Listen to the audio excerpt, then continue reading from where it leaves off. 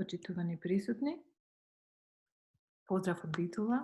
Јас сум Рената Петревска-Нечковска, доцент на Економскиот факултет во Прилеп, Универзитетот Свети Климент Охридски Битола и постдокторант на Универзитетот Гент во Белгија.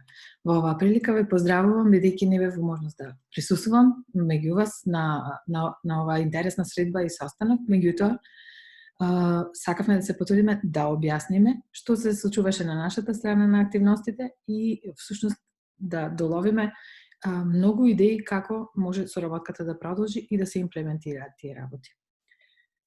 Сега би го споделила мојот екран за да може да покажувам некои работи во неколку минути.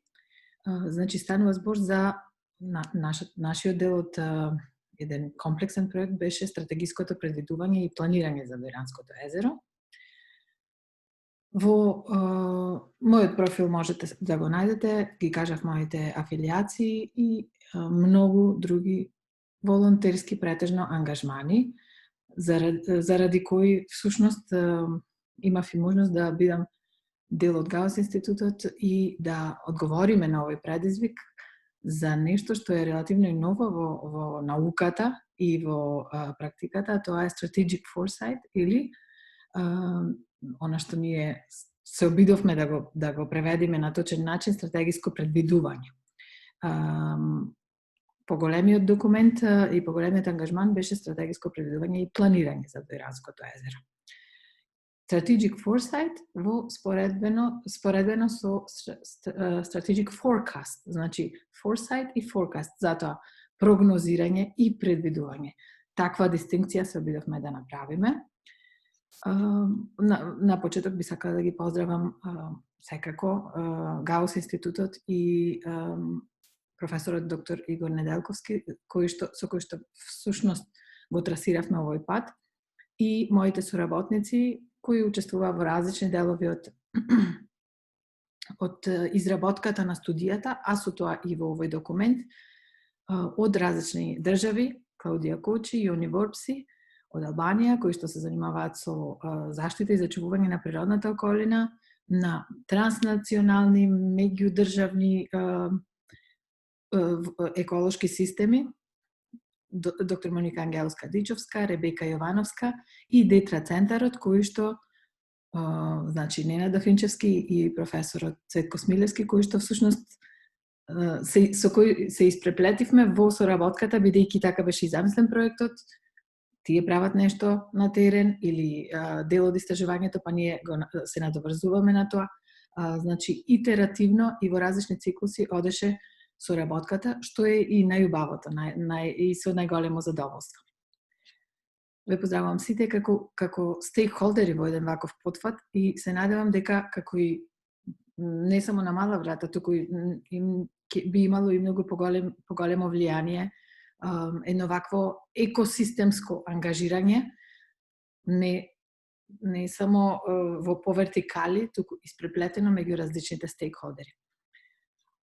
Документот веројатно и ќе имате можност да го видите, во секој случај сигурно онлайн, но и во хартиена форма.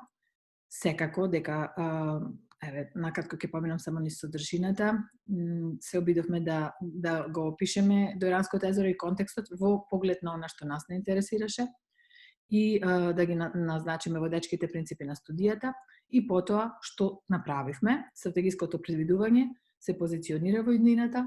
Нашата иднина што ја одбравме е 2040 година и оттаму се враќаме наназад за да видиме меѓу сега и тогаш што би се случило ако се преземе едно нешто или ако не се презема ништо и слично. Ќе ви кажам малку подоцна.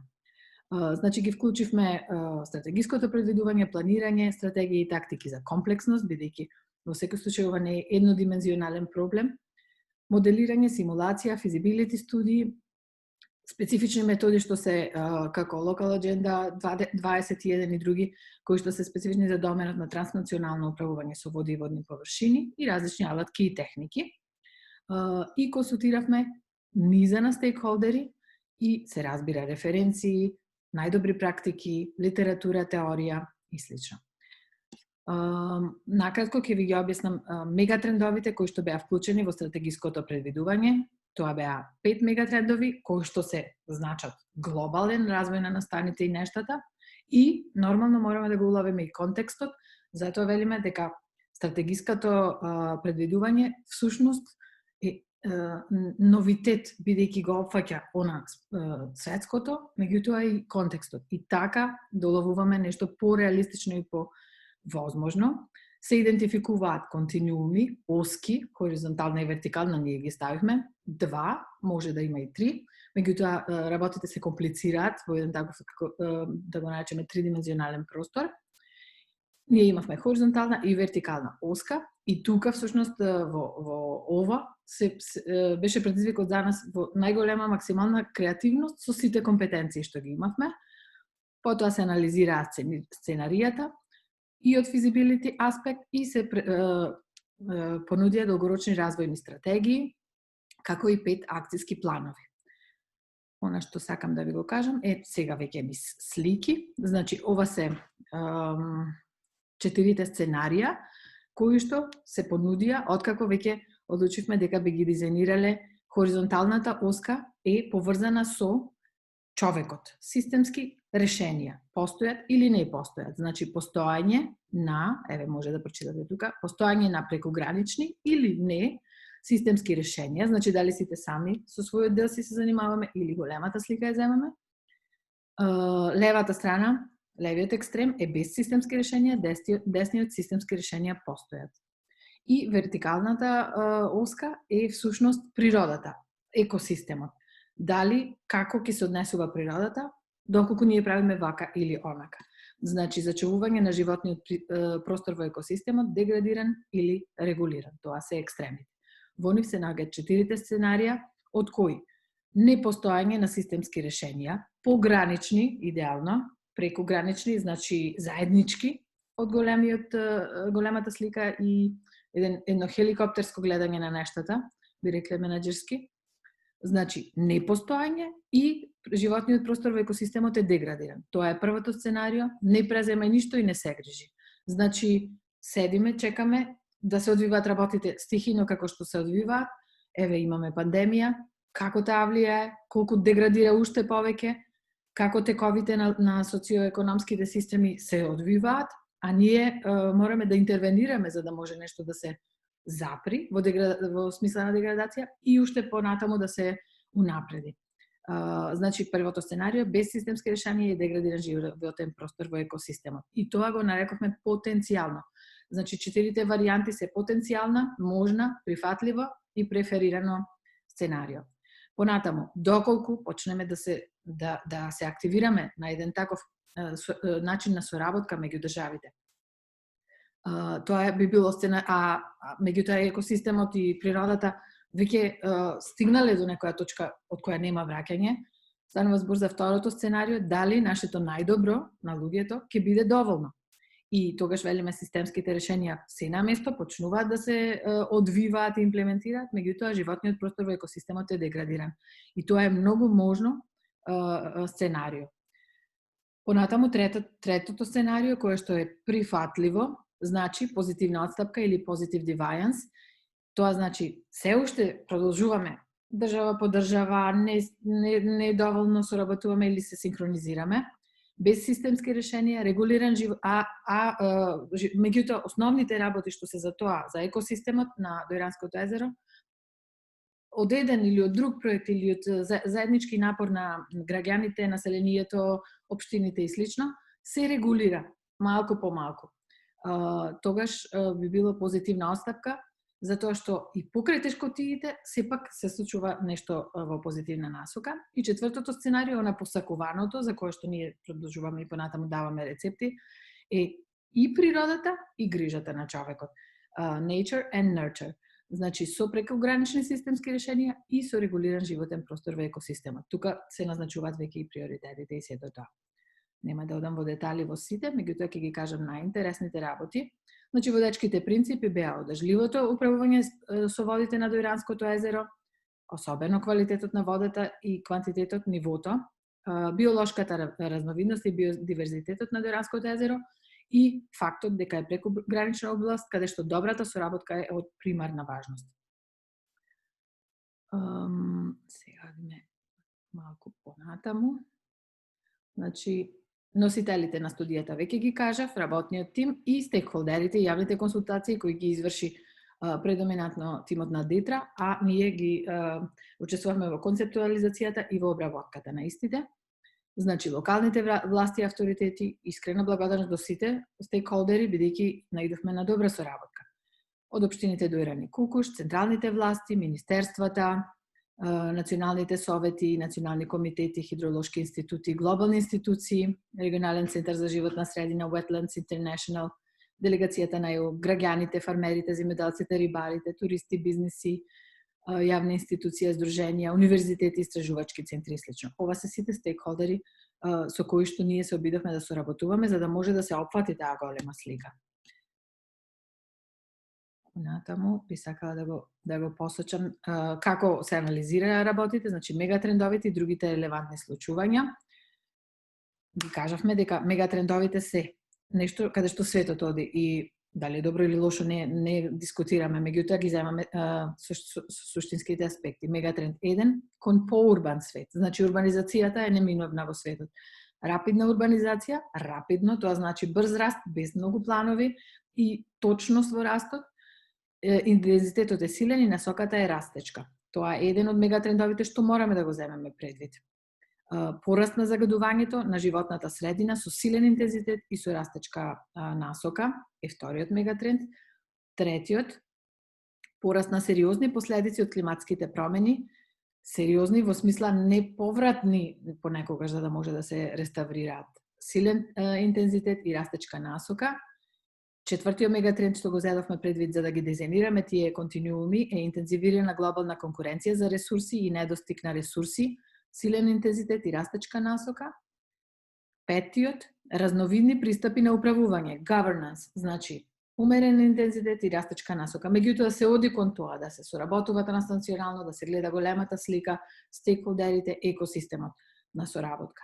И трендовите во контекст, нашиот регион, нашата држава, локално до иранскиот контекст. Значи, сите тие аспекти беа опфатени и како се одвива работите низ историјата, за да може да ги идентификуваме и поставиме двата континууми.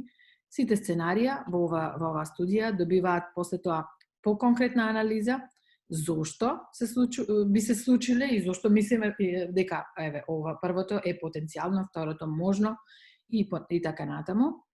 Значи, за сите сценарија низ студијата ќе може да бидете запознаени со конкретни детали за, не знам, регулирана и нерегулирана урбанизација и ширење на градби во заштитената зона. Или туризмот, или локалниот, или попатен туризам, или користење на водите за туризам версус оставање малку на тој екосистем да се опорави самиот по себе. Нормално, песле е анализа која што е неминовна во вакви ситуации, физибилити анализа на сценарио 1, 2, 3 и 4 со соодветни пресметки и проценки, моделирање и симулација што, кога би се случило едното, другото и третото, со некакви ориентациони буџети, кои што може да бидат подлога и за понатамошни соработки, проекти и слично, и за секој од соодветните сценарија. Значи, пожелно, непожелно, да, би сакале да биде, би можело да се аплицира и ова може да биде подлога за аргументација, бидејќи има обсежна теоретска, обсежна практика анализирано и креативни и компетентни предлози. Значи, долгорочните стратегии ги базираме исто така и на свот анализата, клучни стратегии кои што сметаме дека треба да се